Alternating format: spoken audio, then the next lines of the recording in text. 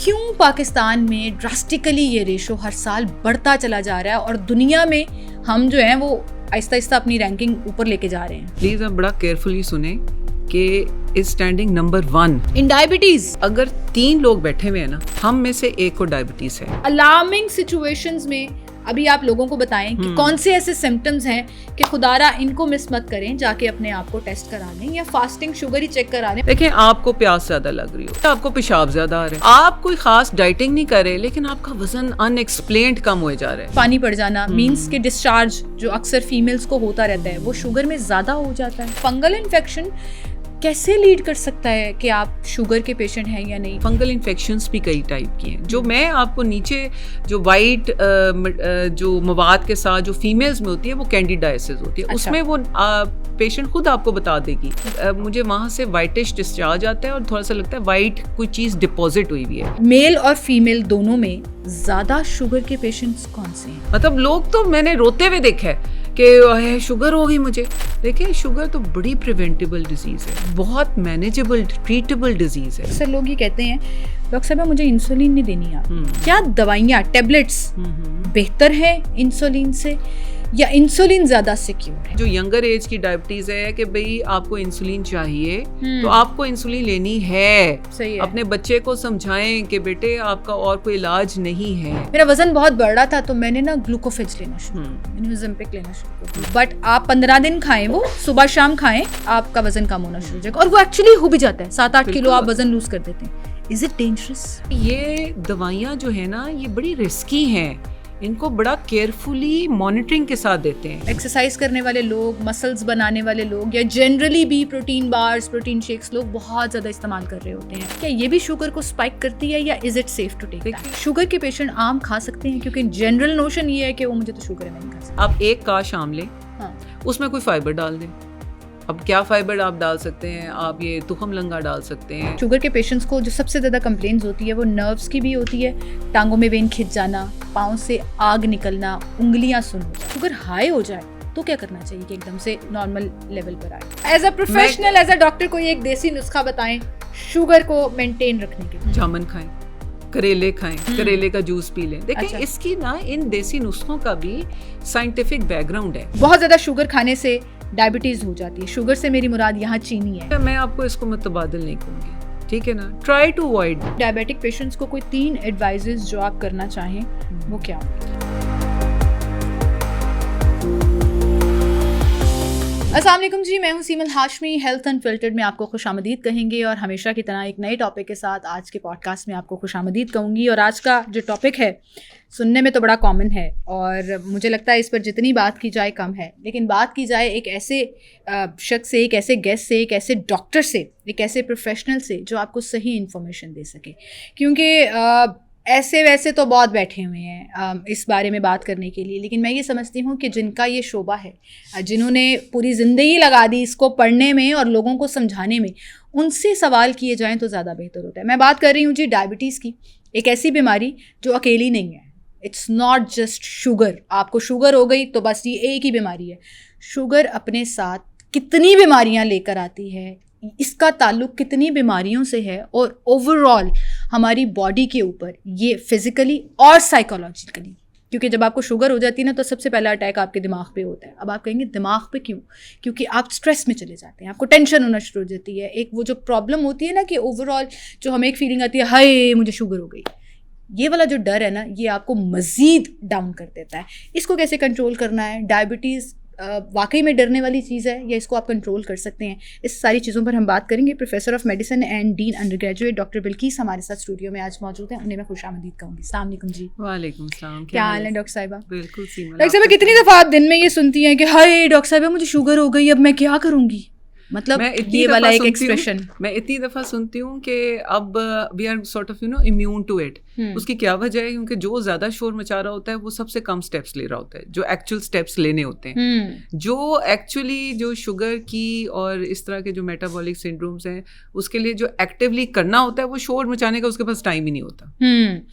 मेरे ख्याल से ये जो आपने बात की है ना, ये सबसे बेस्ट है कि we don't want to do anything, we don't want to change our lifestyles. हमें अपनी ज़िंदगी में कोई हरकत नहीं करनी, कोई एक्सरसाइज नहीं करनी, कुछ नहीं करना, और हमने जो है ना सिर्फ शोर मचाना है। लेकिन बात सिर्फ इतनी नहीं है। आप देखें कि 40 के बाद अब जेनेटिकली भी हो जाए, आपकी बॉडी, लाइफस्टाइल, जिस भी रीज़न की वजह से आपको ज़्यादा, you are most likely to have diabetes अगर आपकी बॉडी में रन कर रही है तो। अब इससे बचें कैसे? अब इसमें हर क्लास के लोग भी हैं, हर शोबे से ताल्लुक़ रखने वाले लोग भी हैं। क्यों पाकिस्तान में ड्रास्टिकली ये रेशो हर साल बढ़ता चला जा रहा है और दुनिया में हम जो हैं वो आहिस्ता आहिस्ता अपनी रैंकिंग ऊपर लेके जा रहे हैं?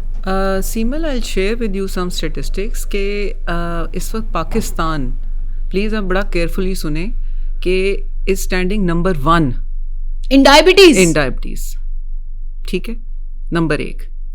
नंबर 2 ये कि अगर 3 लोग बैठे हुए हैं ना, सो इस वक्त मैं बैठी हूँ, आप बैठे हैं और ये कैमरामैन बैठे हुए हैं, हम में से एक को डायबिटीज़ है।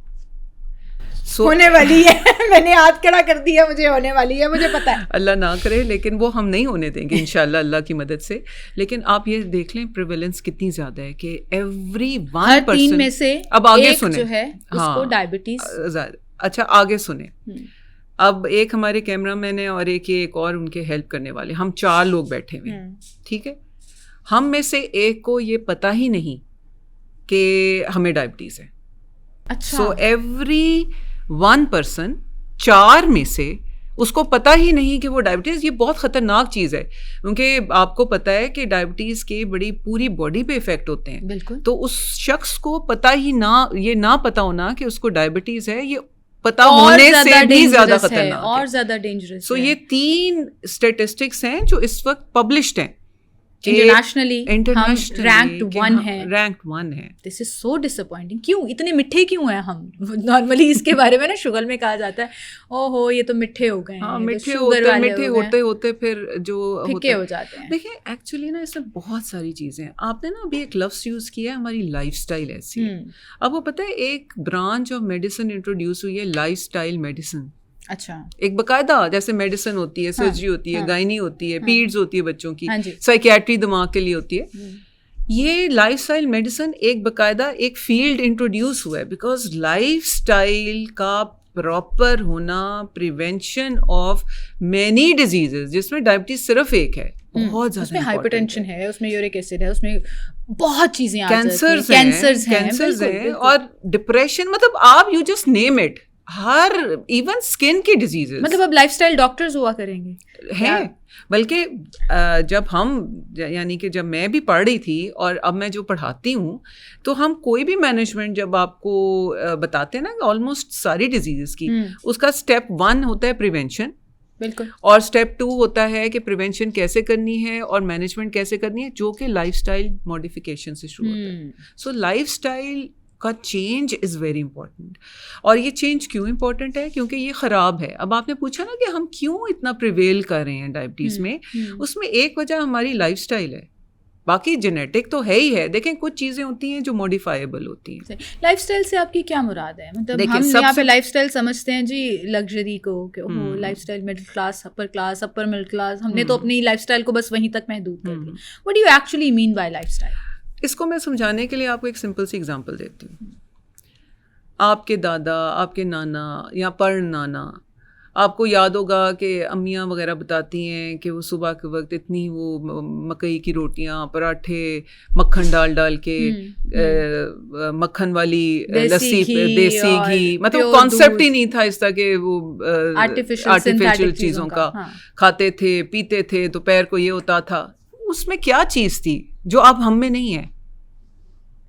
एक्सरसाइज। देखें ना, उन्होंने पैदल जाना होता था, उन्होंने साइकिल चला के चलना होता था। माय फादर टेल्स मी कि वो सेंट्रल मॉडल लाहौर में पढ़ते होते थे और उनके अब्बा शालामार से उनको साइकिल में करते छोड़ के आते थे। और हमारा क्या है कि मैंने उधर वो गेट तक जाना, अच्छा सुनो मेरी गाड़ी पकड़ के, वो धूप में कौन चले, ऐसा ही है ना। तो हमारे सबसे पहले, और दूसरा एक और चीज़ देखें, हर चीज़ के ना प्रोज जहाँ होते हैं ना, वहाँ कॉन्स भी होते हैं, यानी कि फ़ायदे हैं तो नुकसानात भी हैं। अब ये जो हमारा ये मोबाइल है, ये हमारा जो लैपटॉप है, हम क्या करते हैं, हम बैठ जाते हैं, ठीक है ना, हमारे बहुत सारे काम, ठीक है, ऑनलाइन काम का आपको पता है पीपल का अर्निंग का जरिए है। कोविड आया, बहुत सारे इवन अभी जो क्लाइमेटिक जो हम छुट्टियां वगैरह करते हैं, ऑनलाइन वर्किंग का हम एडवाइस करते हैं, उसका फ़ायदा तो है, बहुत सारी चीज़ें बचती भी हैं, लेकिन जो बैठा हुआ है वो 3-3, 4-4 घंटे बैठा होता है। मेरे पास पेशेंट्स खास तौर पे कोविड में आए कि हमारा जी इस तरह ऑनलाइन काम हो गया वह, लेकिन अब वजन भी ज़्यादा हो रहा है, शुगर जो थी कंट्रोल थी या थी ही नहीं, अब हो गई है, ब्लड प्रेशर ज़्यादा हो गया है,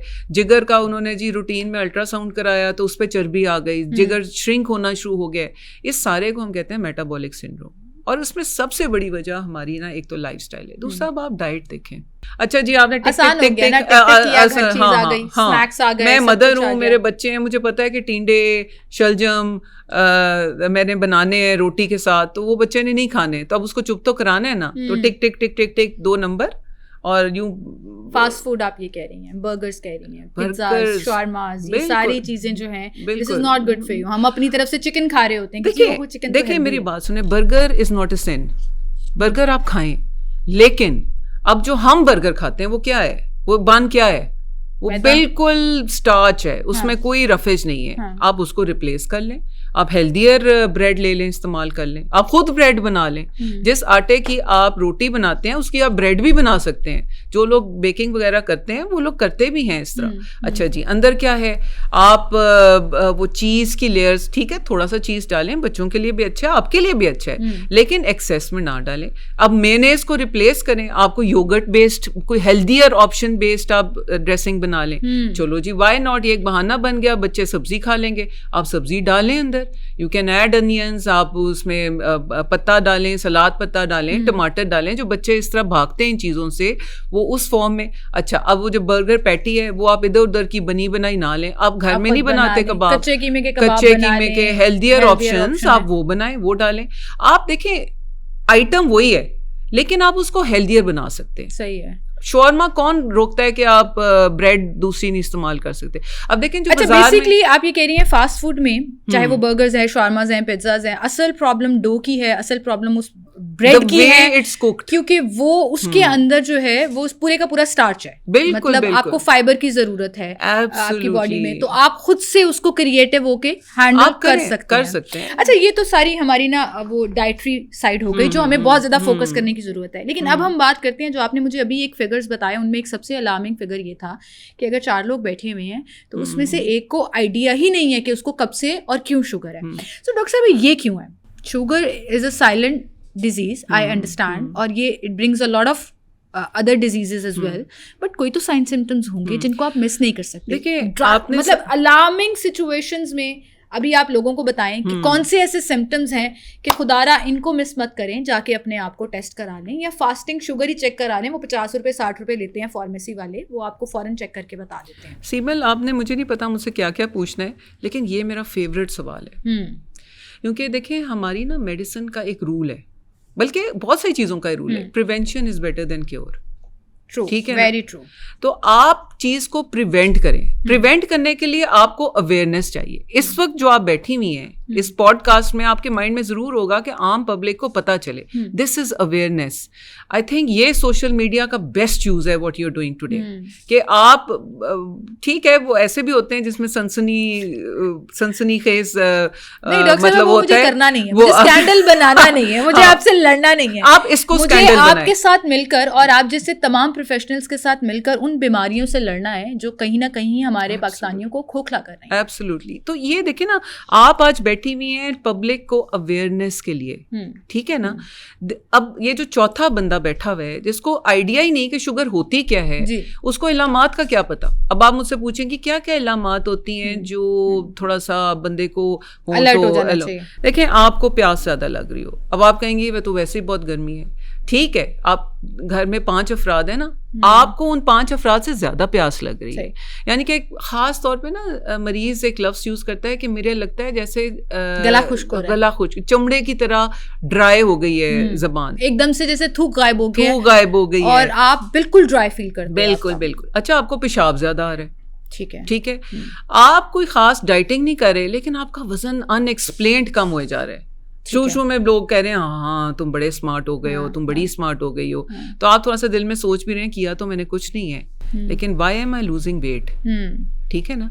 अच्छा, आपको इन्फेक्शंस बार बार हो रही हैं, इतनी सी गर्मी पड़ी है, आपको स्किन पे इन्फेक्शन हो रही है, आपको बार बार यूरिनरी ट्रैक्ट इन्फेक्शन हो रही है, पेशाब जल के आ रहा है, या कोई भी गला बार बार खराब हो रहा है, कोई भी आम बीमारी, कोई भी आम इन्फेक्शन जो है उसकी फ्रीक्वेंसी, आपकी इम्यूनिटी कम हो जाती है, इम्यूनिटी कम हो जाती है। और दूसरा होता है शुगर है ना, तो शुगर एक ना कल्चर बनाती है बैक्टीरिया को ग्रो करने के लिए, ठीक है ना। तो तभी आप ये देखेंगे इनके जिस्म पे फोड़े बहुत होते हैं शुगर के मरीजों पे। एक हम खास किस्म का एक पस की कलेक्शन होती है जिसको हम कहते हैं कार्बंकल, अच्छा, ठीक है ना।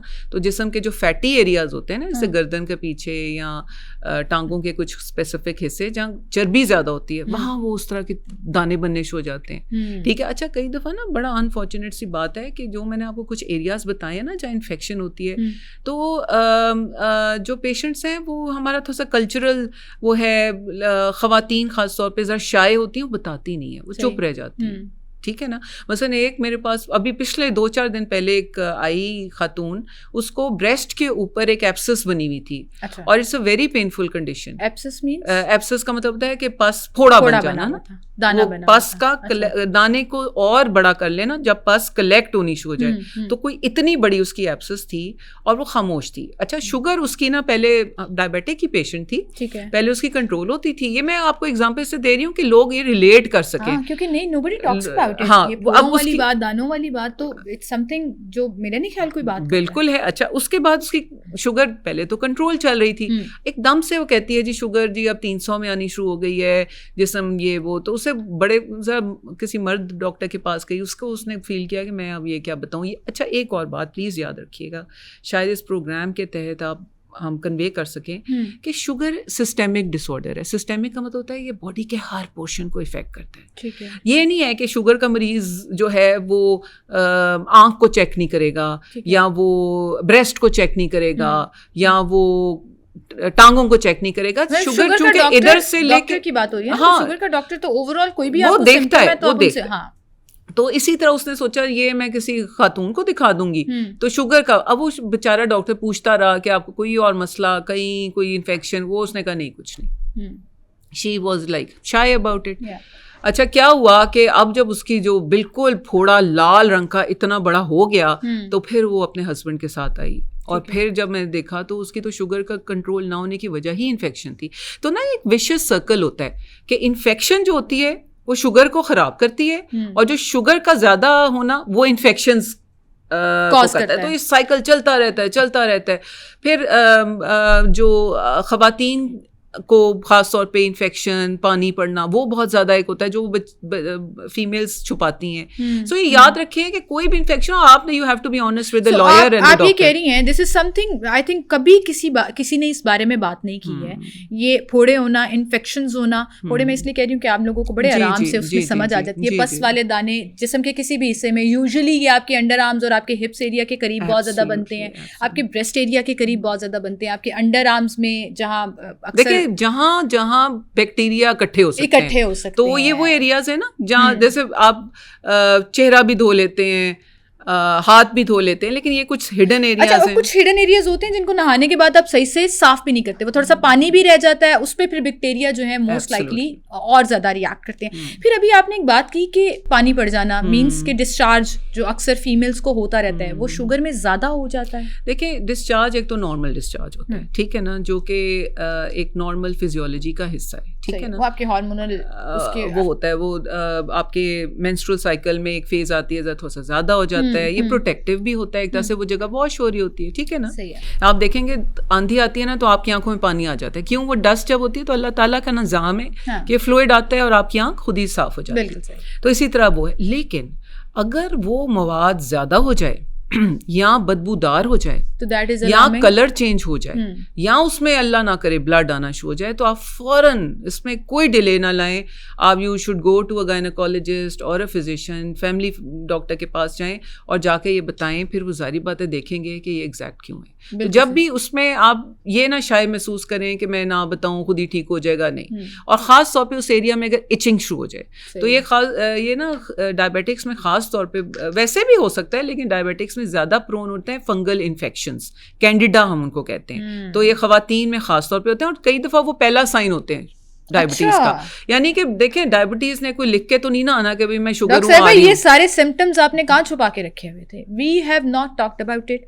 ये फंगल इन्फेक्शन का जो आप जिक्र कर रही हैं, बेसिकली ये आपकी उन्हीं बॉडी पार्ट्स में होता है जिसमें हम बात कर रहे थे, दाने या फोड़े निकल आते हैं। अब फंगल इन्फेक्शन कैसे लीड कर सकता है कि आप शुगर के पेशेंट हैं या नहीं? और यूजुअली इसमें ब्राउन स्पॉट्स पड़ जाते हैं आपकी बॉडी के ऊपर, वाइटिश, ब्राउनिश, डिपेंड्स। फिर उसमें खारिश कुछ लोगों को बहुत ज्यादा, ये गर्दन के एरिया में मैंने बहुत लोगों के देखा है। आप कह रही हैं खवातीन में ज्यादा होता है, लेकिन मैंने मर्दों के भी देखा है, 2 रंग के वो हो जाते हैं। वो देखिए, फंगल इन्फेक्शंस भी कई टाइप की हैं। जो मैं आपको नीचे जो वाइट जो मवाद के साथ जो फीमेल्स में होती है वो कैंडिडाइसिस होती है। अच्छा। उसमें वो पेशेंट खुद आपको बता देगी कि मुझे वहाँ से वाइटिश डिस्चार्ज आता है और थोड़ा सा लगता है वाइट कोई चीज़ डिपॉजिट हुई हुई है। फिर आप जब एग्जामिन वगैरह डॉक्टर करता है तो वो कंफर्म करता है और फिर उसको टेस्ट के लिए भी भेज सकता है। जो आप दूसरी वो है टीनिया कॉर्पोरेस, टीनिया, वो एक फर्क इन्फेक्शन है, लेकिन याद रखिएगा कि वो फंगल, वो वाली टाइप ऑफ फंगस भी डायबिटिक्स में ज्यादा है। सो आप ये बात करें, यानी कि आंखों में स्टाई निकल आना, आंखों में फोड़ा नहीं निकल आता, वो निकल आना, गला बार बार खराब, मतलब कोई भी इन्फेक्शन हो, खराब होना, बार बार होना, एक्चुअली उसकी रिपीटेशन होना आपको कहीं ना कहीं उस कटहरे में लाके खड़ा कर देता है जहां पर डायबिटीज के हम सबसे पहले जो एज फिजिशियंस ना सबसे पहले उसका इम्यून स्टेटस चेक करते हैं। और इम्यूनिटी को कम करने वाली जो सबसे कॉमनेस्ट डिसऑर्डर है वो डायबिटीज है। फिर बाद में और भी आ जाते हैं, लेकिन हम सबसे पहले उनकी शुगर चेक करते हैं और मेनी टाइम्स वो डायग्नोज हो जाते हैं। अच्छा, ये वजह तो नहीं है कि पाकिस्तान रैंक नंबर 1 पर है कि हम यहाँ पर चेक बहुत ज़्यादा कर रहे हैं? क्योंकि अक्सर हमारे पास ना ये एक साइकोलॉजिकल टर्म एग्जिस्ट करती है हमारी सोसाइटी में, क्या कराना है टेस्ट? अच्छा, शुगर निकल आएगी, एमी बीपी निकल आएगा। वो निकल आएगा क्या मतलब है? वो एग्जिस्ट करता है। अच्छा, काश ये इसको हम कैसे रोकें? काश ये वजह होती। ये नहीं है, ये बिल्कुल नहीं है। और डिस्पाइट अब आप सोचें कि जो मैं आपको स्टेटिस्टिक्स बता रही हूँ ये पब्लिश स्टेटिस्टिक्स हैं, ठीक है ना? इनमें से बहुत सारी पॉपुलेशन है जिसने कभी शुगर चेक ही नहीं कराई। आपको पता है, आप गाँवों में जाएं, आप इवन पढ़े लिखे लोगों के साथ बैठे, अच्छा चलो वो जो आपकी वाली बात, क्या चेक करानी? नहीं, मुझे इस उम्र में हो सकती है शुगर? नहीं, मैं तो सारे काम करती हूँ, मैं तो बिल्कुल ठीक हूँ। नहीं, इस उम्र में नहीं होती, वो तो मेरे माँ बाप। जो आपने रेशो बताई, इसमें आप फीमेल्स के कुछ सिम्टम्स हैं जो रिलेटेड हैं, जैसे भी आपने कहा कि डिस्चार्ज, इन्फेक्शन, यूरिन इन्फेक्शन, ये सारी चीज़ें जो हैं कहीं ना कहीं आपको शुगर की कटहरे में लाके खड़ा कर देती है। यूरिन इन्फेक्शन मेल्स में भी हो सकती है, लेकिन थोड़ा सा ये एक जनरल होता है डायबिटीज़ और नॉन डायबिटीज़ के। जो फीमेल का जो पेशाब की नाली है ना, यूरेथ्रा जिसको हम कहते हैं, वो शॉर्टर होती है, सही है, मेल की लंबी होती है। तो females generally prone to infections होती हैं ज्यादा, यूरिनरी ट्रैक्ट ना, तो उनमें फिर ये ज्यादा। लेकिन मेल्स अगर आपको ये बार-बार हो रहा है तो आपको अपनी शुगर चेक करा लेनी चाहिए। और मैंने जैसे कहा 50-60 रुपए में आप अपनी शुगर एक फार्मेसी पे जाकर, आपको कोई ग्लूकोमीटर खरीदने की जरूरत नहीं पड़ेगी, आप उसको चेक करा सकते हैं। अच्छा, ये जो अभी हम बात कर रहे हैं ना, ये सिम्टम्स की, इसमें यूजुअली एक जेनेरिक टेक्स्ट बुक सिम्टम्स अगर हम कहें तो लोगों को होता था जी फटीग बहुत ज्यादा हो रही है या यूरिन बहुत ज्यादा आ रहा है, तो ये कुछ एक कॉमन सिम्टम्स हैं जिनको हम इससे रिलेट कर लेते हैं। अब मेल और फीमेल दोनों में ज़्यादा शुगर के पेशेंट्स कौन से हैं, मेल या फीमेल, और उसकी रीजनिंग क्या है? देखिए, ये बराबर है, इक्वल है, इसमें कोई क्योंकि आपने बहुत से ना हार्मोन्स के हवाले से भी, वेजिनल डिस्चार्ज का भी आपने जिक्र किया बहुत ज़्यादा ख़वातीन में कि अगर हो तो वो शुगर हो सकती है उनको, फिर इन्फेक्शन का भी जिक्र हुआ। तो मेरा सवाल सिर्फ इतना सा है कि मुझे लग रहा है फीमेल में सिम्टम्स ज़्यादा है कि आप उसको पकड़ सकते हैं। नहीं, वो समहाउ मेंशन ज़्यादा हो गए। देखिए, मेरी बात सुने, मेल और फीमेल में ऑलमोस्ट बराबर है। एंड ऑब्वियसली आप वो जो है ना चाइल्ड बेयरिंग एज को निकाल दें, वो तो बेचारे मेल में हो नहीं ना सकती। ये और बात है वो बच्चे के स्ट्रेस में आके उसको शुगर हो जाए, लेकिन बच्चा जब आपके पास मौजूद है उस स्ट्रेस में शुगर हो सकती है, लेकिन फीमेल को बच्चा जब उसके अंदर है तब शुगर होती है। देखें, जब बच्चा अंदर है ना, कहते हैं हमारी ना जब किताबों में लिखा हुआ है कि pregnancy is a physiological state. Physiology का मतलब होता है कि हमारी जो बॉडी फिजियोलॉजी जो है इसके नॉर्मल फंक्शनिंग है, तो प्रेगनेंसी नॉर्मल फंक्शन है। लेकिन देखें आपके भी माशाल्लाह 2 बच्चे हैं, मेरे भी 2 बच्चे और बहुत सारे बच्चों वाले देख रहे हैं। मैंने 8 महीने वो शुगर बर्दाश्त भी की है, तो मुझे पता है कि इट वाज वेरी स्ट्रेसफुल। नहीं, मैं ये बात कर रही हूँ इवन नॉन डायबिटिक्स में भी कि जो आपकी बॉडी जो है ना, जो ऐसे चल रही होती है ना, वो ऐसे हो जाती है। क्यों? क्योंकि आपके हार्मोन्स हैं, आपका दिमाग भी ऐसे हो जाता है, आपकी पर्सनालिटी चेंज हो जाती है। अच्छा, coming back on the topic, हम नहीं, वो मैं आपको ये बता रही हूँ कि जो कोई भी स्ट्रेसफुल कंडीशन होती है ना, जिसमें pregnancy is one of them, और मेल्स में भी कोई भी इवन जो मेंटल स्ट्रेस है। पकड़ने वाले हैं, आपने कहा कि प्रेगनेंसी जो है वो एक स्ट्रेसफुल सिचुएशन है, it's not a normal situation. ये सारे मर्दों को सुन लेना चाहिए। अल्लाह ताला ने जन्नत पाँव के नीचे यूं ही नहीं बख्शी, ये बहुत बड़ा एक बॉडी पे एक चैलेंज आ जाता है। अच्छा, मुझे अब ये बताएं कि ये जो हमने जहाँ से बात शुरू की थी कि हाय डॉक्टर साहब मुझे शुगर हो गई, इसका mental stress level, tension, depression आपकी शुगर को बढ़ा देगा। यस प्लीज, ये आपने बहुत अच्छी बात की है। कंट्रोल करें, फ्रस्ट्रेशन हमारी सोसाइटी में एग्जिस्ट करती है। देखिए, इसमें सबसे पहले इम्पोर्टेंट, ठीक है हम अवेयरनेस की बात करें, इट्स वेरी इंपॉर्टेंट कि आपको आइडिया हो कि भी मुझे शुगर के ये अलामात अगर हैं या कोई जो मैंने अभी सारी बातें की हैं।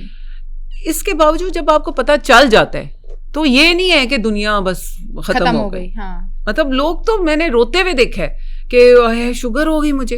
देखें, शुगर तो बड़ी प्रिवेंटेबल डिजीज है, ठीक है ना, बहुत मैनेजेबल ट्रीटेबल डिजीज है, ठीक है। अल्लाह ताला ने ऐसी बीमारियां भी बनाई हैं जिसमें इलाज नामुमकिन है अभी फिलहाल, बाकी अल्लाह के हाथ में सब कुछ है।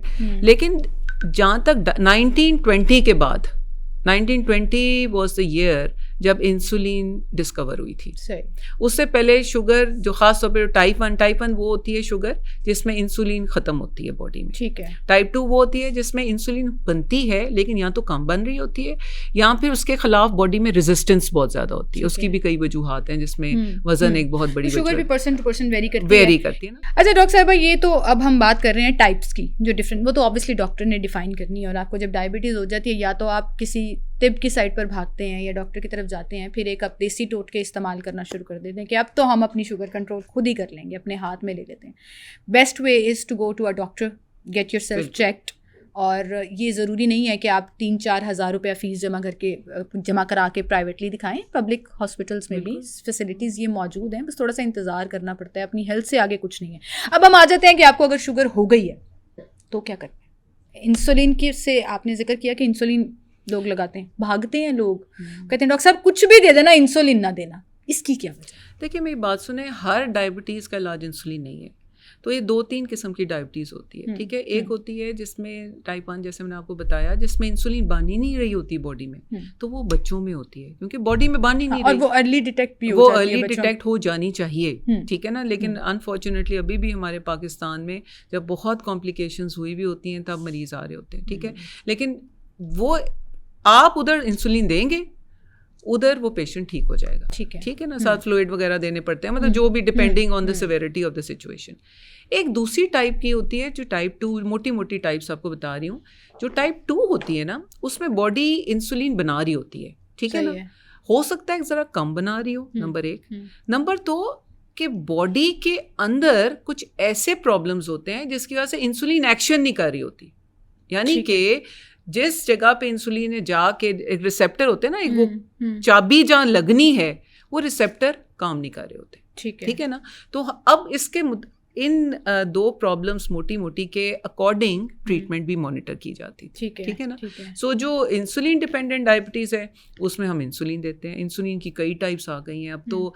ऐसी भी इंसुलिन है, एक तो होती है कि 4 से 6 घंटे के इफेक्ट, अब तो ऐसी भी आ गई हुई हैं जो 24 घंटे, और अब ऐसी भी आ गई हैं जो हफ्ते में एक दफ़ा लगानी होती है। अच्छा, ठीक है ना। अच्छा, लेकिन डॉक्टर साहब ये मेरा सवाल ये है, असल में ये तो हम पेशेंट टू पेशेंट वेरी करता है। मेरा सवाल ये है कि अक्सर लोग ये कहते हैं डॉक्टर साहब मुझे इंसुलिन नहीं देनी, आप चाहे उनको जरूरत है, मुझे दवाई देते हैं। क्या दवाइयाँ, टैबलेट्स बेहतर है इंसुलिन से या इंसुलिन ज़्यादा सिक्योर है? इन दोनों में से आज ये मिथ्स ज़रा बस्ट करें कि वो शुगर की टैबलेट्स ज़्यादा साइड इफ़ेक्ट्स के बगैर हैं या इंसुलिन?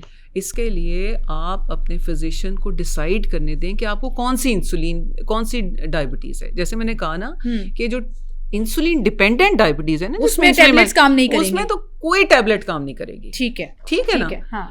और अगर आप टैबलेट्स पे रह सकते हैं तो फिर आपका फिजिशियन डिसाइड करेगा। देखिए, आपका फिजिशियन आपको बताएगा जो यंगर एज की डायबिटीज है कि भाई आपको इंसुलिन चाहिए तो आपको इंसुलिन लेनी है। सही है। अपने बच्चे को समझाएं कि बेटे आपका और कोई इलाज नहीं है, ठीक है ना। अच्छा, मैंने देखा ये जो इंसुलिन डिपेंडेंट यंगर एज होती है ना, तो बेचारे रिबेलियस होते हैं, उन्होंने स्कूल बच्चों ने जाना होता है, ये उनको बड़ा फील होता है कि वहाँ बच्चे स्पोर्ट्स कर रहे हैं, वो इंसुलिन का टीका लगा रहे हैं लंच ब्रेक में, तो मतलब यानी कि ना थोड़ी सी उनको काउंसलिंग की जरूरत होती है, ठीक है। लेकिन वंस वेल काउंसल्ड उनकी मतलब अब आप I think I can mention, क्योंकि द होल वर्ल्ड नोज के वसीम अकरम, ज़ेबा बख्तियार, ठीक है, फवाद जो हमारे एक्टर हैं, so all of them are diabetic. और अब आप देखें they are doing everything, sports कर रहे हैं, एक्टिंग कर रहे हैं। बच्चों को करने के लिए ना वो कहा है कि it's cool to have sugar, it's fine, आपने सिर्फ उसको मैनेज करना है अच्छे तरीके से, क्योंकि this disease is all about management, ठीक है। It's cool to manage your diabetes well, ठीक है ना। अच्छा, अब दूसरी जो है ना गोलियों वाली, वो है जिसमें रेजिस्टेंस वगैरह, वो कई माशाल्लाह अब तो बहुत ड्रग्स आ गई हैं।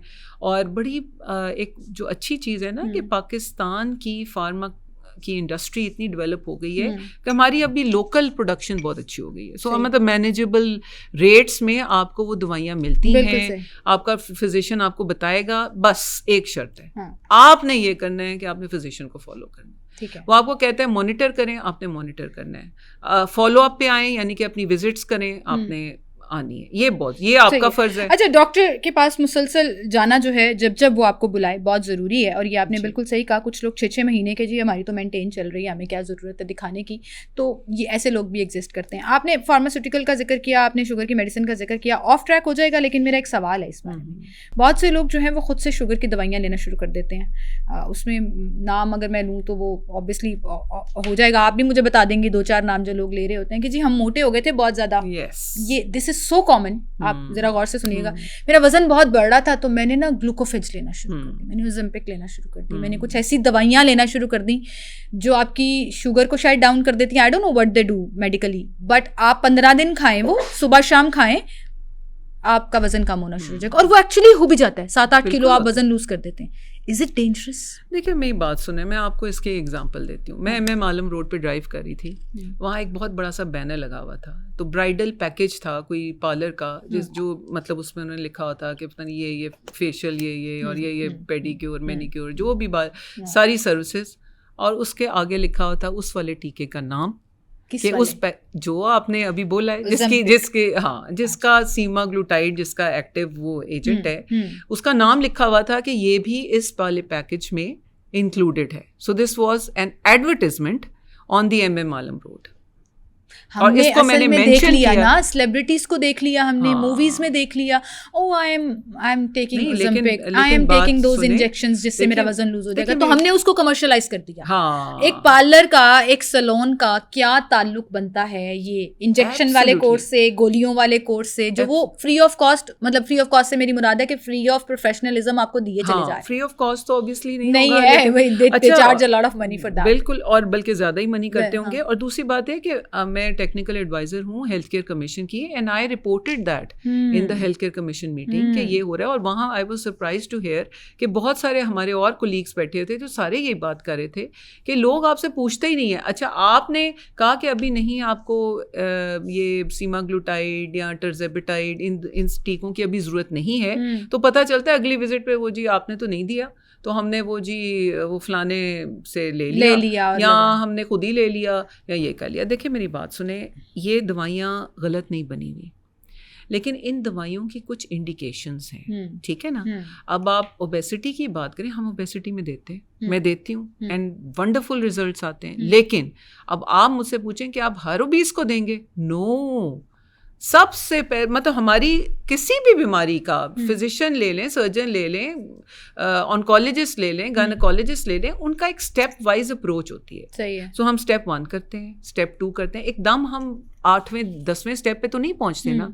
और दूसरी बात एक प्लीज़ याद रखिए कि ये दवाइयाँ जो है ना, ये बड़ी रिस्की हैं, इनको बड़ा केयरफुली मॉनिटरिंग के साथ देते हैं। ओजेम्पिक और ये जो टर्जी और ये जो टर्जेपेटाइड, ये जो सारी आप दवाइयाँ बता रहे हैं, क्या करते हैं? ये आपकी नंबर 1 भूख मारते हैं, ठीक है ना, आपकी सेटाइटी बढ़ जाती है, ठीक है। तो अब आपने इतना सा पानी पिया ना, तो उसके बाद को लगेगा कि आपने तो पराठा खा लिया।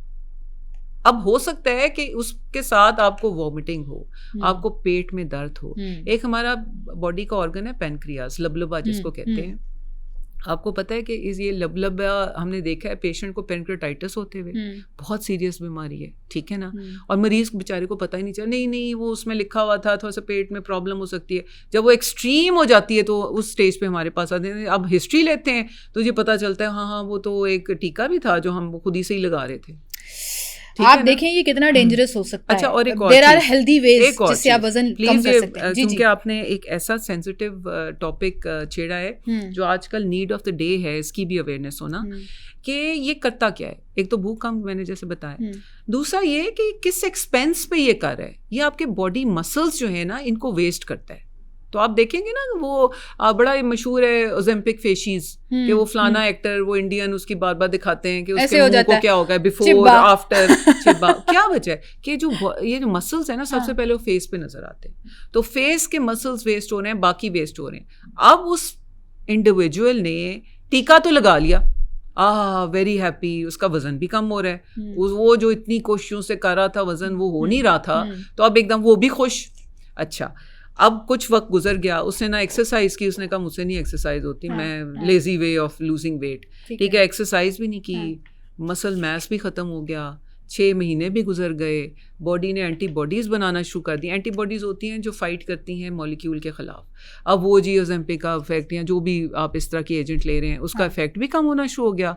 अब जी उसने मसल भी उसका वेस्ट होना शुरू हो गया।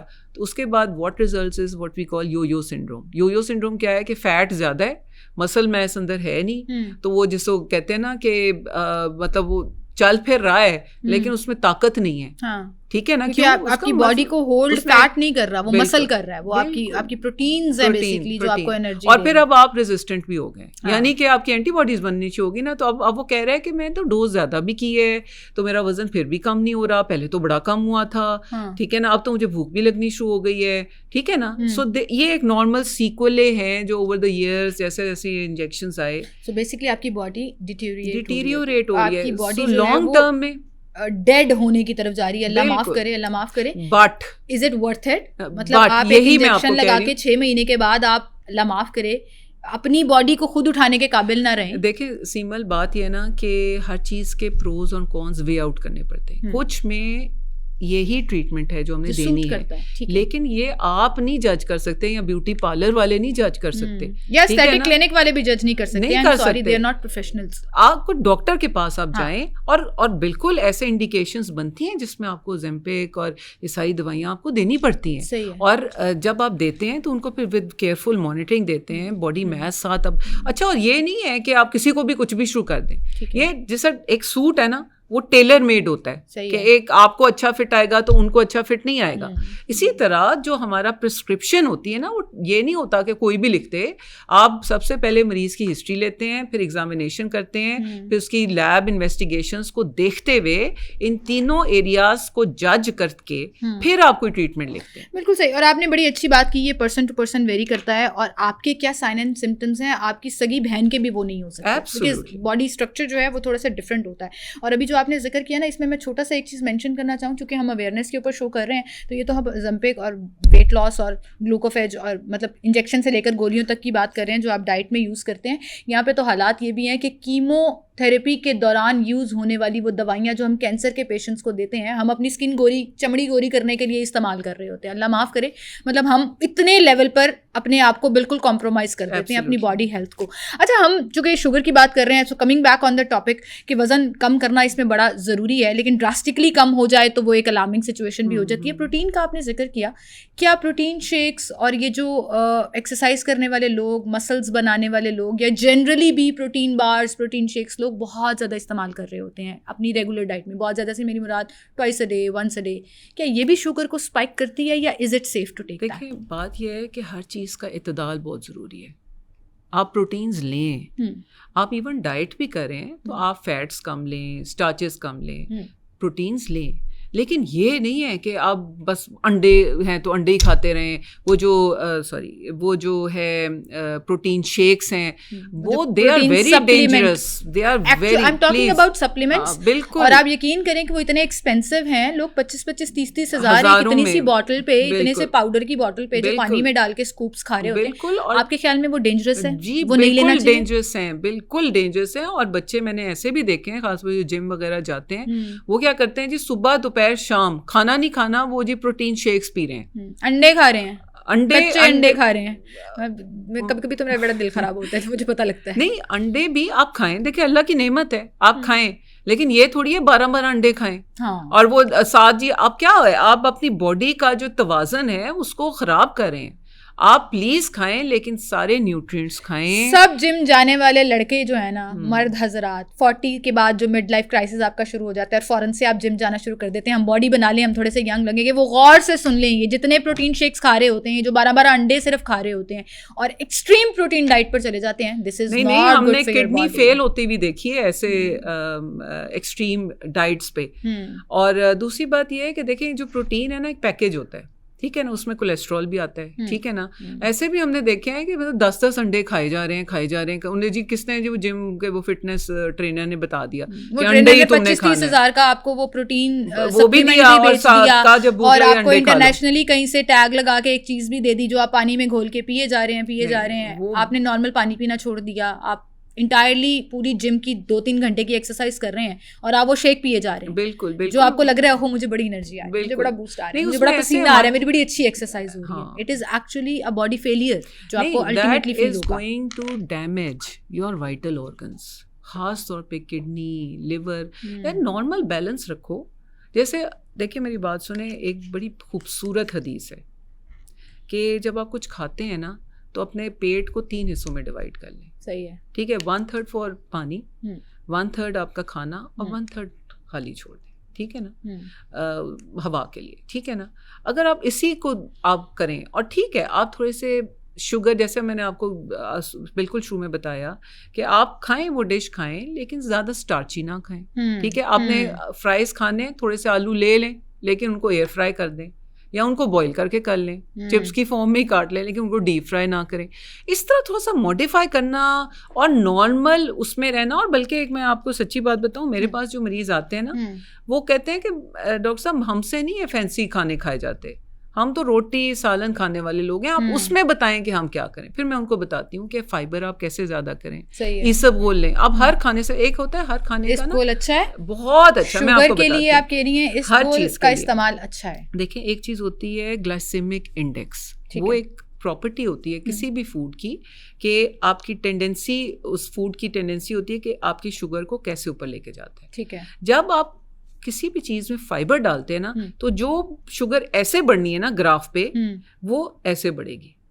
मसलन आपने एक किन्नू लिया, ठीक है, आपने उसी किन्नू का जूस बना लिया, सही है। अब कहने को आपने एक किन्नू ही लिया है, लेकिन जब आप जूस की फॉर्म में लेंगे ना, यानी कि माइनस शुगर ज्यादा होगी और फ्रूट के अंदर फ्रूट खाने में कम होगी, शुगर उतनी होगी, लेकिन जो ग्लाइसेमिक इंडेक्स यानी कि वो ब्लड में किस तरह शुगर को बढ़ाता है, वो फाइबर के साथ होगा ना, फाइबर उसको अपने साथ बांधे रखेगा, तो वो ऐसे ऐसे बढ़ेगा जब आप पूरा किन्नू खाएंगे। हाँ। अगर आप वो फेंक देते हैं जो असल उसकी खूबसूरती है, हाँ। तो फिर आपका ऐसे बढ़ेगा। अच्छा डॉक्टर साहब, अभी आप फलों की बात कर रही हैं, तो आजकल आमों का मौसम है और लोगों को तो बहुत शदाई हैं लोग आम के। शुगर के पेशेंट आम खा सकते हैं? क्योंकि जनरल नोशन ये है कि वो मुझे तो शुगर है, मैं नहीं खा सकती। देखिए और फिर बेचारे तरस तरस के देख रहे होते हैं और जो खा रहे होते हैं उनको नजरें लगा रहे होते हैं। अच्छा, अल्लाह ताला ने ना इंसानी जिस्म को बड़ा खूबसूरत बनाया है, ठीक है। आप अपना हाथ करें, इस हाथ को मुट्ठी बनाएं, मुट्ठी बना लें, इतना आप फ्रूट खा सकते हैं दिन में, इतना कुछ भी, हाँ ये इतना, ठीक है। थोड़ा सा खोल लें थोड़ा सा दिल बड़ा कर लें, मतलब अच्छा, मतलब एक हाथ में जितना, मतलब एक आम आ रहा है जितना, ठीक है ना, एक आम खा सकते हैं। नहीं, ये एक आम मतलब यानी कि आपने एक वक्त पे ये सारा नहीं खाना, ठीक है। आप इतना फ्रूट पूरे दिन में खा सकते हैं, सही है। आप यानी कि आप एक काश आम लें, हाँ। उसमें कोई फाइबर डाल दें।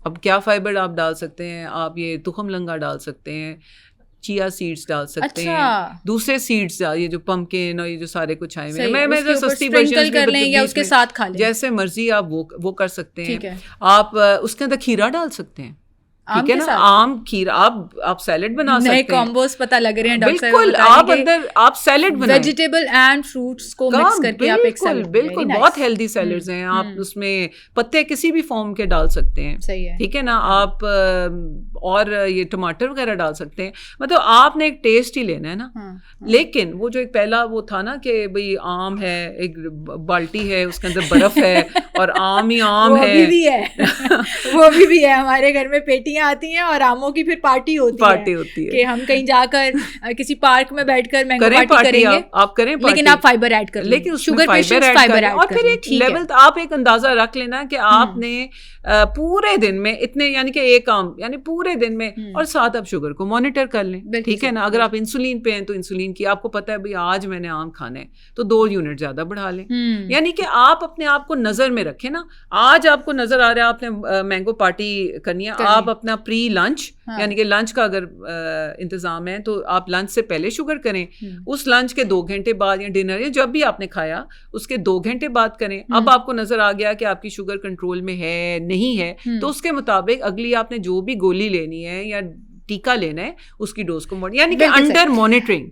बिल्कुल सही डॉक्टर साहिबा। अब हेल्थ अनफिल्टर्ड में ना हमारा एक सेगमेंट होता है जिसमें हम बड़े क्विक क्वेश्चंस करते हैं ताकि वो एक इन्फॉर्मेशन लोगों को विदाउट एनी स्याको सबाक हम जो है ना डायरेक्ट पहुंचा सकें। तो वो मैं शुरू करना चाहूँगी। सबसे पहला सवाल ये है कि शुगर के पेशेंट्स को जो सबसे ज़्यादा कंप्लेंट्स होती है वो नर्व्स की भी होती है, टांगों में वेन खिंच जाना, पाँव से आग निकलना, उंगलियां सुन हो जाना, ये क्यों होता है और इसका हल क्या है? इसको हम डायबिटिक न्यूरोपैथी कहते हैं। ये ब्लड में जब शुगर ज्यादा होती है ना तो जो हमारी नर्व्स होती है ना उसको एक शीथ होती है, एक झिल्ली सी होती है, उसके ऊपर जाके अटैक करते हैं ग्लूकोज के मॉलिक्यूल्स और उसको डैमेज करते हैं। उसकी वजह से ये आपको ना नंब, ये इसको हम ग्लव एंड स्टॉकिंग टाइप कहते हैं। इवन आपके हाथों का मोटर फंक्शन इफेक्ट हो रहा है। मेरी अम्मी को होता है ये बहुत ज्यादा कि वो कोई हाथ की चीज पकड़ी हो तो हाथ कांप जाते हैं और उनका नहीं, आजकल बहुत ज्यादा ये हो रहा है। तो अच्छा, इसमें ना रेस्टलेस लेग सिंड्रोम, ये आप टांगों की बात कर रहे हैं ना, ये खास तौर पे डायबिटिक्स में होता है।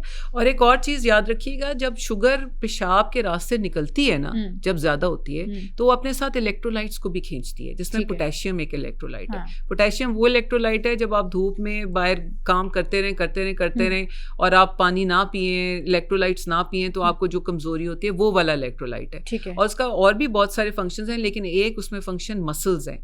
तो मसल्स के अंदर क्रैम्प्स, कुड़ाल पड़ना शुरू हो जाते हैं, क्योंकि यूरिन में पोटेशियम का लॉस ज्यादा हो रहा है। तो इसका बेस्ट इलाज क्या है? शुगर कंट्रोल करें ताकि शुगर ही ना निकले जिसकी वजह से पोटेशियम का लॉस। अच्छा, आपने इलेक्ट्रोलाइट्स का जिक्र किया तो इसी से अगला सवाल पूछ लेती हूँ। हर कोई इलेक्ट्रोलाइट्स वाला पानी तो अफोर्ड नहीं करता और ना ही लोग इतना बॉदर करते हैं, लग्जरी कंसीडर करते हैं। इलेक्ट्रोलाइट्स कैसे पूरे किए जा सकते हैं? मतलब इस पानी में मैं ऐसी कौन सी चीज़ डालूं कि मेरे इलेक्ट्रोलाइट्स भी पूरे हो जाएंगे, मेरे बहुत ज़्यादा पैसे भी नहीं लगेंगे और आपकी बॉडी की ये तमाम मिनरल्स जो हैं वो पूरे हो जाएंगे? अगर आप शुगर के मरीज के लिहाज से पूछें तो नींबू पानी बेस्ट है, ठीक है, पानी में लेकिन लेमन ओनली। उसमें ये नहीं है कि फिर आप उसमें चीनी डालें, कंजबी नहीं बनानी। हाँ, आप उसमें स्टीविया डाल सकते हैं। अगर आप हाइपरटेंसिव नहीं है उसमें सॉल्ट डाल, ये बेहतरीन मुरक्कब है। Salt, a little amount of sweet और साथ नींबू की शिकंजवी जो है वो बेहतरीन इलेक्ट्रोलाइट है। आप कह रही हैं कि ये ले लें, और सस्ता भी है। इसमें कोई फैशन जो ये इतने महंगे आए हुए हैं, 1.5, 2, 300 की इतनी सी बोतल, तो उसमें ये है कि वो हर कोई अफोर्ड नहीं कर सकता। बिल्कुल सही। लेकिन आप रिप्लेस जरूर करें फ्लूइड, और ये आजकल के मौसम में तो बहुत परमानेंट है, बहुत जरूरी। तो मैं भी ऑप्ट करने वाली हूँ, सिंपल पानी तो मैं साथ रखती हूँ, लेकिन लीमू अगर निचोड़ के बीच में थोड़ी सी साथ अंदर आप एक खीरे का डालें, उसमें पेपरमिंट डालें, ये बड़े हेल्दी ऑप्शंस हैं, ठीक है ना। लेमन का जो छिलके समेत एक पीस डालें, कितनी बड़े आप कोई बोतल, आम से बोतल पकड़ लें, जग पकड़ लें, अपने टेबल पे, अपने किचन में, जहाँ आप जाते हैं, आप एक्सरसाइज करने जाते हैं, अपने साथ एक इतनी बड़ी टैंक टाइप चीज पकड़ लें या बोतल ले लें। लोग बड़ा मजाक उड़ाते हैं इस तरह की बोतलों का, लेकिन आई एम ग्लैड कि बहुत लोग इसको सीरियस लेते हैं और वो कैरी कर रहे होते हैं।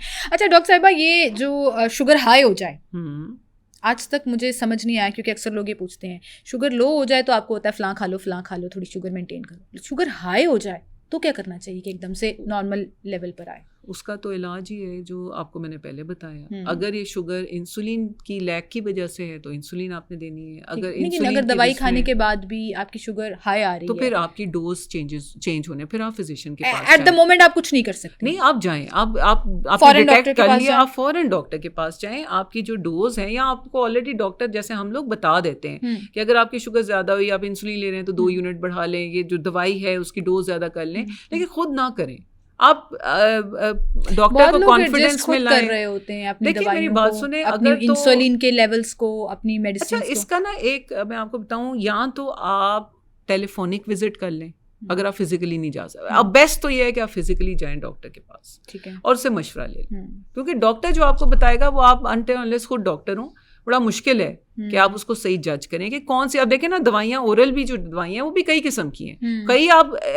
कई हैं जैसे पेशाब की फ्लो ज़्यादा करती हैं। अब इस गर्मी में अगर आप उस वाली दवाई की डोज ज़्यादा कर दें तो वो आपके लिए हार्मफुल है ना, डेंजरस हो जाता है। ठीक है, शुगर तो आपकी आ जाएगी नीचे, लेकिन बाकी आप डिहाइड्रेट हो जाएंगे। तो ये बातें बहुत सारी हैं जो एक डॉक्टर ही बता सकता है, ठीक है ना। तो आप फौरन जाएं। आपने बड़ी अच्छी बात की, जहां आप डिटेक्ट करें कंट्रोल में नहीं आ रही तो आप जाएं डॉक्टर के पास जाएं। और टेलीमेडिसिन जो हैं अब बहुत ज़्यादा पाकिस्तान में कॉमन होना शुरू हो गई हैं। सरकारी अस्पतालों में भी हैं, इंडिविजुअली कंसल्टेंट्स और डॉक्टर्स भी कर रहे हैं कि आप खुद नहीं जा सक रहे तो आप टेलीफोनिक आप बोलें। ये तो बाकायदा अमेरिकन डायबिटीज एसोसिएशन की जो गाइडलाइंस है उसमें एडवाइस की गई है कि बस द थिंग इज कि फॉलो अप जरूरी है। ये नहीं कि आपकी डायबिटीज डायग्नोज हो गई है उसके बाद खुद ही मैनेजमेंट के चक्करों में जुगाड़ जिसको कहते हैं। अच्छा, ये जुगाड़ सिस्टम में ना हम लोग फिर क्या करते हैं, चूंकि बात हो रही है जुगाड़ों की और हर्बल मेडिसिन की, तो हर्बल मेडिसिन तो मैं एक साइड पे कर देती हूँ क्योंकि उनकी एक अलग साइंस है। और वो पूरा ये देसी नुस्खे हैं, ये किस हद तक शुगर को ख़राब कर सकते हैं या बेहतर कर सकते हैं? लेकिन डिपेंड करता है ना वो देने वाला कौन है, ठीक है ना। जैसे मैं एक डॉक्टर हूँ, ठीक है ना, लेकिन मैं भी देसी नुस्खे देती हूँ। मैं कहती हूँ कोई एक as a professional, as a doctor कोई एक देसी नुस्खा बताएं शुगर को मेंटेन रखने के लिए। ये जो आजकल जामुन आए हुए हैं, जामुन खाएं, करेले खाएं, करेले का जूस पी लें। देखिए अच्छा, इसकी ना इन देसी नुस्खों का भी साइंटिफिक बैकग्राउंड है, रिसर्च बेस्ड है, एविडेंस बेस्ड है, ठीक है ना। कि आपका फ्रूट खाने का बहुत दिल कर रहा है तो आप आम के बजाय जामुन खा लें, सही है, ठीक है ना। अब जामुन की बहुत सारे कैरेक्टरिस्टिक्स हैं, उनके केमिकल्स कुछ ऐसे हैं जो कि इंसुलिन का जो एक्शन है उसको एनहांस करते हैं, और ये साइंटिफिक। अब मैं आपको एक तिब्बी नुस्खा बताती हूँ, मुझे बताइएगा, जामुन से रिलेटेड ही है। जामुन की गुठलियों को कहते हैं ड्राई करके, आपने सुना होगा? जी जी बिल्कुल, ड्राई करके उसका सफूफ बना के वो आधा चम्मच जो है वो देते हैं। उसके बकायदा कैप्सूल्स मिलते हैं, वो कैप्सूल में भर के, क्योंकि थोड़ा कड़वा या ड्राई हो सकता है तो कैप्सूल वो कहते हैं कि इट वर्क्स। हाँ, इट्स ओके। देखिए ये नेचुरल प्रोडक्ट है ना, ये कोई ऐसी चीज नहीं है, कोई केमिकल नहीं है जो आप एक्सेस में यूज करें। लेकिन एक बात याद रखें, ठीक है आपने छोटे मोटे कुछ एतकाद भी होते हैं ना कि नहीं उस हकीम का इलाज जो था, विल पावर आपकी स्ट्रांग हो जाती है, विल पावर भी, और नहीं एक एतकाद होता है कि ये उसने कुछ इलाज किया था तो वो फलाना ठीक हुआ, मैं उसके पास जाता हूँ। आप जाएं, लेकिन प्लीज आपने कोई ऐसा काम नहीं करना जो आपको नुकसान दे, ठीक है ना। आप अपने डॉक्टर के साथ प्लीज इन टच रहे। अच्छा डॉक्टर साहिबा, आजकल हमारा ना सोशल मीडिया का ऐसा ट्रेंड है कि हम किसी भी प्रोफेशन से ताल्लुक़ रखते हो, हम किसी भी मतलब मिडिल क्लास में हैं, हम अपर मिडिल क्लास में हैं, सोशल मीडिया पे जो चीज़ चल गई है ना वो हमें करनी है। अब उसमें जैसे हम पहले दवाइयों का जिक्र कर चुके हैं, फिर डाइटरी प्लान्स आजकल बहुत सी कंपनीज ऑफर कर रही हैं, 50-50 हज़ार लेती हैं, आपको खाना भी हम भिजवाएंगे जी, पोर्शंस भी हम डिसाइड करेंगे आपका, वो एक अलग बहस है। मेरे ख्याल से उस पर तो एक अलग पूरा पॉडकास्ट होना चाहिए। फिर ये आ जाता है कि हम जो है ना हर चीज़ अपने हाथ में, आजकल ना एयर फ्रायर बहुत सोशल मीडिया पे आपको नज़र आ रहा होगा, हर कोई इस्तेमाल कर, ओहो मुझे तो ऑयल डीप फ्राई चीज़ें नहीं चाहिए। फिर ऐसी बात आई कि डॉक्टर्स ने मना करना शुरू कर दिया, एयर फ्रायर यूज़ नहीं करना, इट्स नॉट हेल्दी। आपकी ओपिनियन इस पर क्या है? देखिए बहुत सारी चीज़ें ना टाइम बताता है, जैसे आप माइक्रोवेव भी ले लें। याद है आपको जब शुरू में माइक्रोवेव आया, हर कोई इस पे था, यूज़ करता था वो, फिर विद टाइम अब ये आना शुरू हो गया है कि माइक्रोवेव में ऐसे फूड चेंजेस आते हैं जिसका देखा गया, जिसको कहते हैं पोस्ट मार्केटिंग रिसर्च, यानी कि जब मार्केट में कोई भी चीज़ आ जाए उसके बाद फिर डेटा इकट्ठा होना शुरू होता है। सही है, ठीक है, फिर ईयर्स लगते हैं टू फाइंड आउट। ये बात ठीक नहीं थी कि माइक्रोवेव में खाना गर्म करने से उसके अंदर रेडिएशन आ जाती है। नहीं आती radiation. I've researched it on Google a lot. I'm not sure कि वो सही है या नहीं है। उसमें रेडिएशन नहीं आती। उसमें जो देखा गया, जो कहा गया है कि उसमें कुछ ऐसे changes with in the food वो लाता है जो कि कार्सिनोजेनिक होते हैं। इसी तरह अब ये पोस्ट मार्केटिंग एनालिसिस नहीं बताया ना ओवर द ईयर्स। याद है जब हम बचपन में थे तो माइक्रोवेव, मैं तो आप तो मुझसे बहुत छोटी हैं, लेकिन जब मैं बचपन में थी तो माइक्रोवेव आया और ऐसे धड़ाधड़ हर कोई ले रहा है माइक्रोवेव, अंदर डाला, मम्मी को कहने की जरूरत नहीं है ये वो। लेकिन अब मैं ही हूँ जो मैं अपने बच्चों को मैं कोशिश करती हूँ कि माइक्रोवेव ना यूज करूँ, क्योंकि अब दिल में खदशा तो आता है ना कि आखिर क्या हुआ इतने सालों में। डॉक्टर आप ये कह रही हैं कि if you can avoid microwave तो आपको करना चाहिए। Try to avoid. देखें बहुत सारी चीजें आप देखेंगे कि पूरा सर्कल चला के वापस आ रही है। मट्टी के बर्तन, फिर लोग ये सोचते हैं गोरे कैसे जिंदा है, वो तो है ही मशीनों पे, कॉफी मशीन भी उनकी पड़ी हुई है, माइक्रोवेव भी पड़ा हुआ है, ग्रिल भी उनके घर, तो चूल्हा शायद चलता ही नहीं होगा। मैकेनिज्म ऑफ एक्शन फर्क है। आई एम जस्ट सेइंग कि वो तो है ही डायरेक्टली इलेक्ट्रॉनिक्स के ऊपर ना, तो वो भी तो माइक्रोवेव यूज नहीं, तो वो अब देखें ना, तभी तो प्रेवेलेंस मैलिग्नेंसी की ज्यादा, कैंसर की ज्यादा होनी शुरू हो गई है।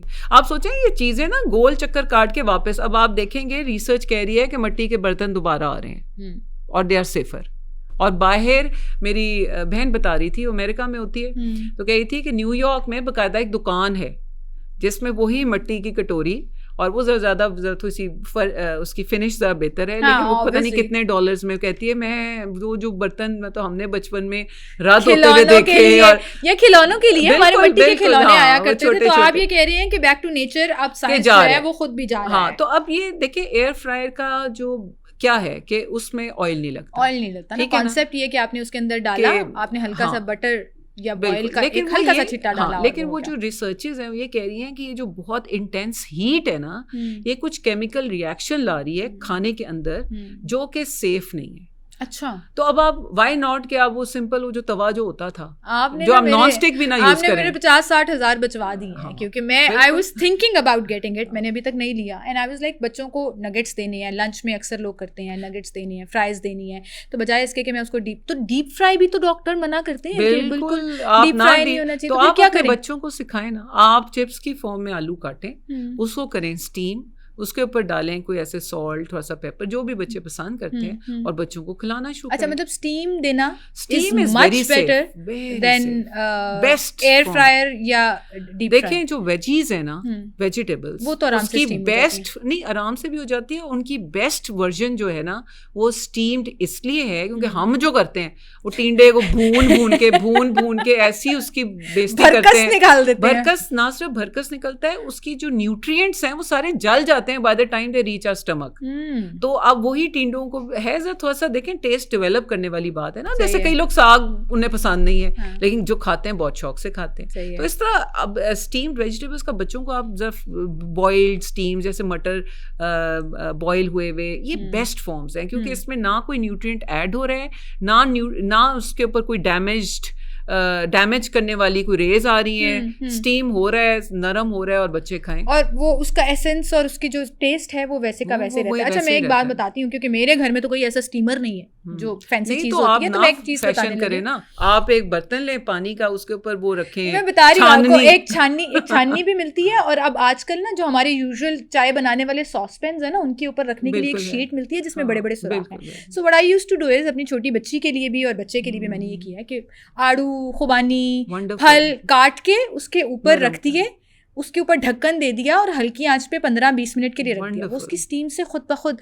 मतलब अभी मैं उनको अगर ब्रोकली बना के देती हूँ तो आई डू एग्जैक्टली दिस। तो ये इतनी अच्छी चीज़ है, एक तो वो मलीदा सा बन जाता है, बच्चे आराम से खा लेते हैं जिनके बच्चों के दांत नहीं होते। दूसरा, दिस इज वेरी हेल्दी, मुझे याद आ गया। तो ये उसको मैंने कहा मैं थोड़ा डॉक्टर साहिबा को भी इम्प्रेस करूं, बताऊं मैं थोड़ा सा ये करती रही हूं। That's wonderful. और ये आप देखेंगे छोटे छोटे कंटेनर्स पर नहीं कितने 100 के मिलते हैं, जिसमें ये मैश्ड फ्रूट्स होते हैं, वो यही चीज है, और उसमें प्रिजर्वेटिव्स हैं, आपने विदाउट प्रिजर्वेटिव दे दिया। क्योंकि मैंने किया ना, वो कोई आई थिंक 1500-1600 की इतनी सी डब्बी मिलती थी, एंड देन ट्राइड घर पे खुद से, तो वो मुझे लगा बहुत सस्ते में हो गया और फ्रेश, सबसे बड़ी बात। अच्छा जी डॉक्टर साहिबा, बहुत ज़्यादा शुगर खाने से डायबिटीज़ हो जाती है। शुगर से मेरी मुराद यहाँ चीनी है, बहुत ज़्यादा चीनी वाली आइटम्स खाने से शुगर हो जाती है। इज इट ट्रू और फॉल्स? अगर आपकी टेंडेंसी है तो बिल्कुल हो जाएगी। और दूसरा है कि एक चीज़ है ना कि आप उसको बार बार किए जा रहे हैं, एक घोड़े को बार बार मारे जा रहे हैं, तो एंड में तो फटीग होगा ना। तो अगर आप शुगर खा के आप इंसल्ट कर रहे हैं अपने पैनक्रियाज, जिसने इंसुलिन बनानी है, तो इवेंचुअली पैनक्रियाज कहेगी भाई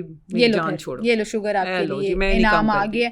अच्छा जी, अगर आप ठीक फील कर रहे हैं तो आपकी डायबिटीज़ अंडर कंट्रोल है, मुझे चेक करने की ज़रूरत नहीं है। नहीं, प्लीज़, ठीक है, आपने चेक करना है जैसे आपको एडवाइस किया गया है। एवरी 3 मंथ्स HbA1c का टेस्ट कराना है। आप ऑफ एंड ऑन अपना खुद भी करें, खाली पेट करें शुगर, और कभी खाने के 2 घंटे के बाद अगर आपकी शुगर अनकंट्रोल जा रही है अनकंट्रोल जा रही है। इंसुलिन आपकी या शुगर की दवाइयाँ आपकी किडनी को डैमेज करती हैं। बिल्कुल, दिस इज अ मिथ और अ फॉल्स। नहीं, बिल्कुल मिथ है या ट्रू है? इंसुलिन तो बेचारी बचाती है, ठीक है ना। देखा गया है कि 8 से 10 साल, चाहे वो इंसुलिन डिपेंडेंट डायबिटीज़ हो या नॉन इंसुलिन डिपेंडेंस, अगर डायबिटीज़ अनकंट्रोल रहे तो there are very high chances कि आपकी किडनी फेल हो जाए। ठीक है। और जब किडनी डायबिटिक नेफ्रोपैथी हम उसको कहते हैं, वो जब होती है ना, उसको ठीक है आप उसके लिए जो उसके कॉम्प्लिकेशंस हैं उसको ट्रीट करते हैं, डायलिसिस पे आ जाते हैं, रीनल ट्रांसप्लांट पे आ जाते हैं, लेकिन उसको उस किडनी को आप ठीक नहीं कर सकते। सही है। तो उसका एक ही इलाज है कि आप अपनी शुगर को कंट्रोल में रखें, वो होने ना दें। अनकंट्रोल्ड शुगर जो है आपकी किडनी डैमेज करती है, उसकी दवाइयाँ आपकी किडनी डैमेज नहीं, अगर वो सही अप्रोप्रिएट डोजेस में की जाए तो नहीं, बिल्कुल भी नहीं। आपने बार बार एक चीज़ का जिक्र किया कि चीनी नहीं इस्तेमाल करनी चाहिए, स्टेविया का लफ्ज़ आपने यूज़ किया, that is plant based sugar ना, जो प्लांट से एक्सट्रैक्ट होती है और आजकल मार्केट में मिल भी रही है, लेकिन उसकी बड़ी फॉर्म्स मौजूद है। मैं नाम नहीं लूंगी कुछ ब्रांड्स का, लेकिन कुछ लोग टेबलेट्स यूज कर लेते हैं, कुछ लोग पाउडर यूज कर लेते हैं। Which is better? चीनी के लिए, चीनी का ऑल्टरनेट मुतबादिल जो है वो शुगर के पेशेंट्स के लिए सबसे बेहतरीन आपकी नज़र में क्या? अच्छा, मैं आपको इसको मुतबादिल नहीं कहूँगी, ठीक है ना। ट्राई टू अवॉइड स्टीविया भी। अच्छा, देखिए मेरी बात सुने, और बाकी भी कुछ एजेंट्स हैं जो मार्केट में आए शुरू में, ठीक है, लोगों ने धड़ाधड़ ले रही है। इसी तरह स्टीविया भी, अब हो सकता है विद टाइम कुछ वो भी उसकी भी कोई कहानी, वैसे है वो तो लग रहा है कि नेचुरल है, क्योंकि वो 100% नेचुरल स्टैंप लगी हुई है। स्टीविया लोग जो डाइट कर रहे होते हैं वो भी यूज कर रहे होते हैं, और उनका ये है कि जी प्लांट एक्सट्रैक्टेड है, इसमें कोई केमिकल बात सुने ना सीमल, आपका हो सकता है इस वक्त कुछ करने का दिल चाह रहा हो, लेकिन फॉर सम रीज़न आप ना करें। आप कहें कि नहीं ये जगह अप्रोप्रिएट नहीं है, या ये टाइम ठीक नहीं है, या जो है ना, बहुत सारी चीज़ें हमारे माइंड में आती हैं। अब आपके सामने मीठा पड़ा हुआ है, ठीक है ना, तो आप कहें कि बस ठीक है मेरे लिए नहीं ठीक, ऑल्टरनेटिव्स लें। अब इतना मीठे पे ना जाएं, चेंज योरसेल्फ। हम चेंज करते हैं ना अपने आप को, चेंज करने की जरूरत है, लेकिन आप ये कह रही हैं कि stevia is much better than this candles और any kind of tablet form. आपने मुझे एक और चीज़ याद करा दी, बहुत से लोग आजकल वेप इस्तेमाल कर रहे हैं।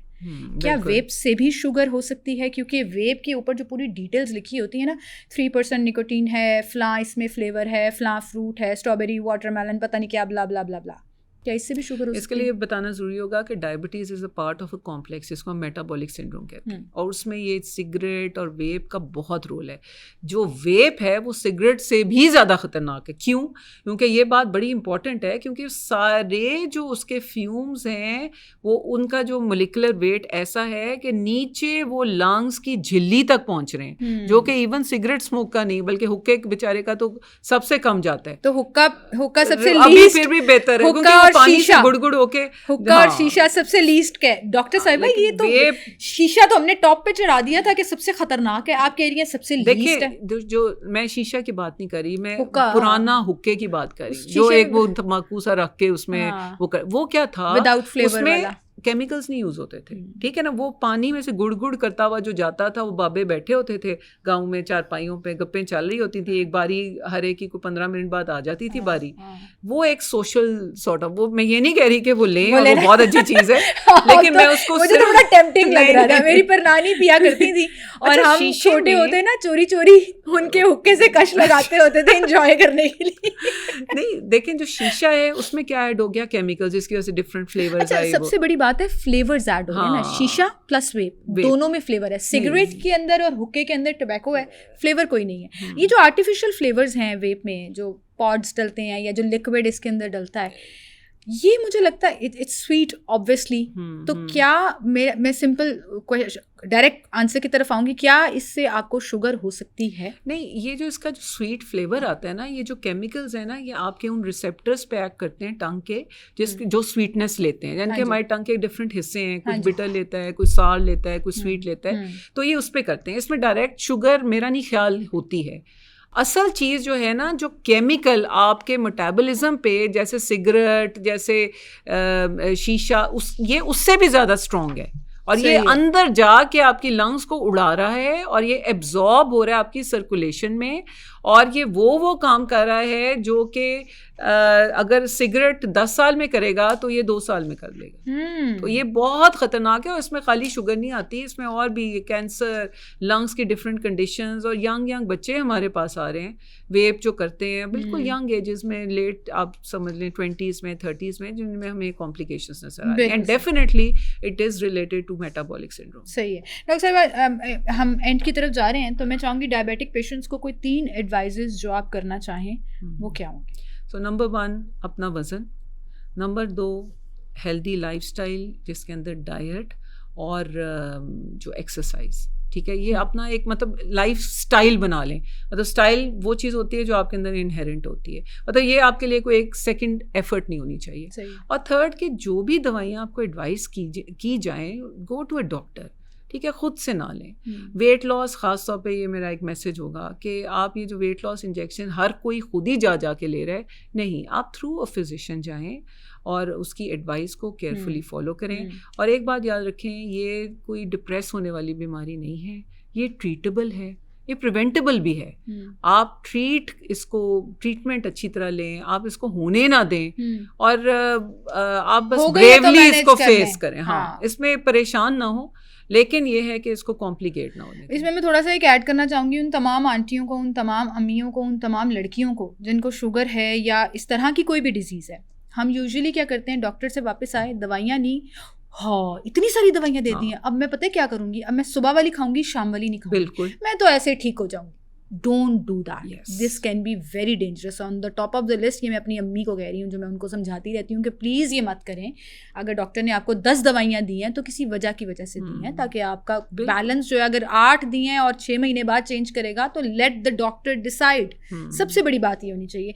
जाते जाते आखिरी एक मिथ जो मैं बस्ट कराना चाहूँगी, आपने ओवरवेट का दोबारा जिक्र किया तो मेरे ज़हन में कहीं कॉर्नर से ना एक सवाल आ गया कि हम ये कहते हैं जो मोटे लोग हैं ना सिर्फ शुगर उनको होती है, पतले लोगों को शुगर नहीं हो सकती, स्मार्ट लोगों को तो डायबिटीज नहीं करेगी। ना बिल्कुल नहीं, इसमें तो बाकायदा बहुत स्टडीज हुई हैं, इसकी जेनेटिक प्री डायलेक्शन होती है बाकायदा कुछ लोगों में, और बिल्कुल ऐसे नहीं है।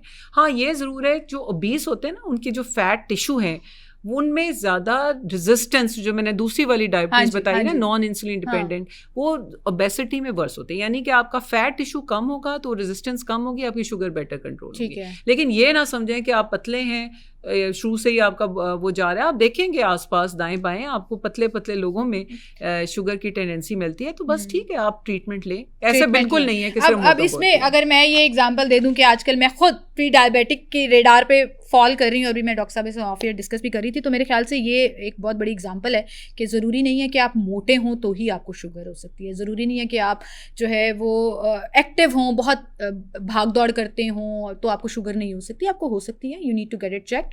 और मेरा मशवरा प्लीज़ मान लें, महीने में सिर्फ एक दफ़ा ही सही, अगर आप 30 से 40 की रेंज है आपकी एज की, तो जाते जाते गुजरते गुजरते किसी भी फार्मेसी से, किसी भी क्लिनिक से सिर्फ कहें कि जी मेरा फास्टिंग शुगर चेक कर दें, या मेरी कोई भी खाने के 2 घंटे बाद वाली शुगर, एक रैंडम नंबर जो है वो कभी ना कभी ले लेना चाहिए, वो आपको कहीं ना कहीं इंडिकेट कर देता है। Well, thank you so much doctor साहिबा for being with us. It's such a topic जिसके बारे में आप घंटों बात कर सकते हैं, और आपकी वो इन्फॉर्मेशन जो है वो लोगों तक पहुंचती चली जाएगी। But thank you so much for coming with us, और आपसे हम इजाज़त लेंगे। अपना ख्याल रखिएगा। अल्लाह हाफिज़।